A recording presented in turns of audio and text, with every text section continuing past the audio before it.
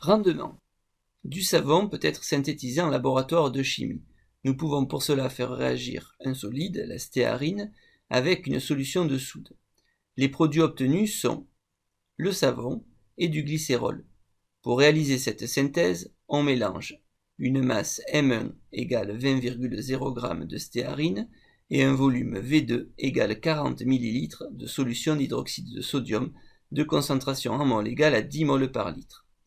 Quelle masse maximale de savon peut-on obtenir à partir de ces quantités de réactifs? Pour cela, il est nécessaire de calculer tout d'abord les quantités initiales de chaque réactif. La quantité de matière N1 de stéarine est égale à la masse M1 divisée par la masse molaire grand M1 de la stéarine, ce qui donne après calcul 0,0225 mol. La quantité de matière N2 d'hydroxyde de sodium est égale à la concentration en mol C2 de la solution multipliée par le volume V2, ce qui donne après calcul 0,400 mol.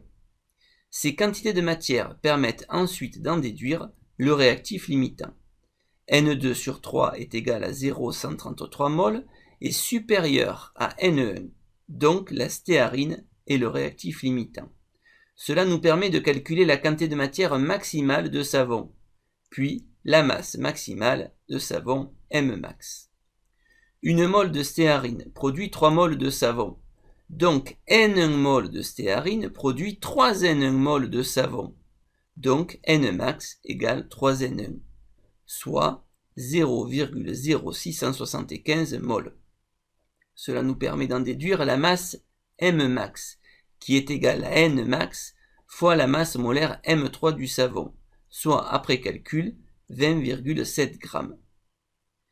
Expérimentalement, on synthétise le savon à l'aide d'un montage de chauffage à reflux. Une fois la synthèse terminée, un élève refroidit le milieu réactionnel, filtre le mélange et isole une masse Mexp égale 15,0 g de savon.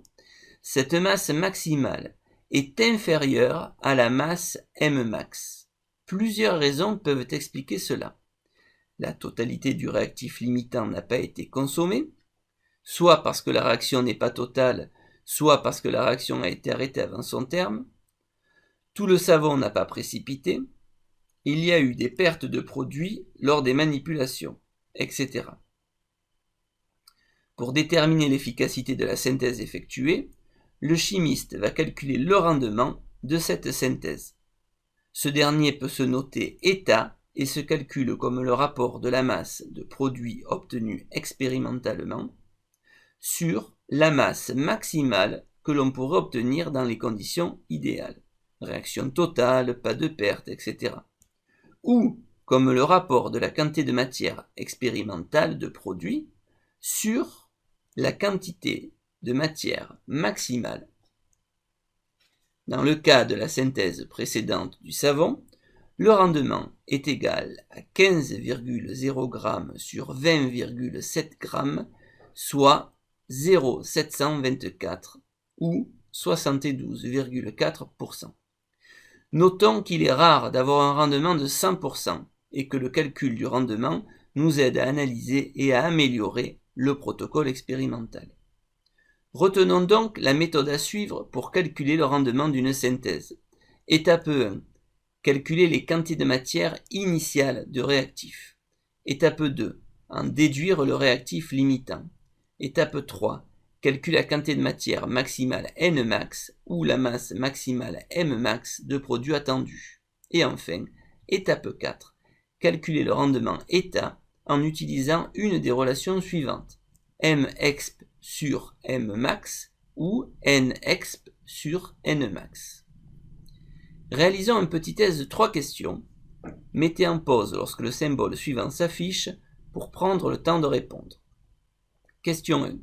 Choisir la bonne réponse. Soit l'équation de réaction de synthèse de la benzoïne à partir du benzaldéhyde.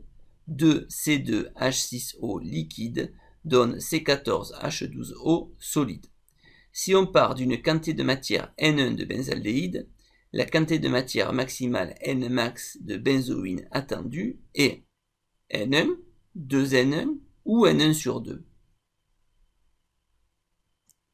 À l'état final, si on considère que le réactif est entièrement consommé, on peut écrire, grâce à un tableau d'avancement, N1 moins 2x max égale 0. Donc l'avancement maximal x max est égal à N1 sur 2.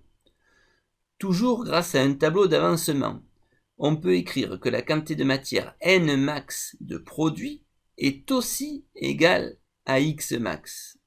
Donc, N max est égal à N1 sur 2. Question 2. Choisir la bonne réponse.